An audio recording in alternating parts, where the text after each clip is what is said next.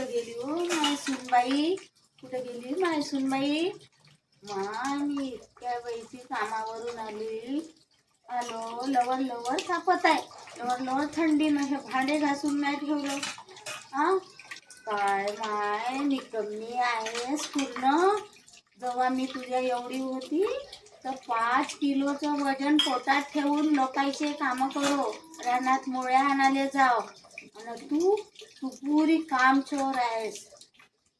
माय तू मला काय जेव्हा पाहिलं तेव्हा कामचोर आहे कामचोर आहे.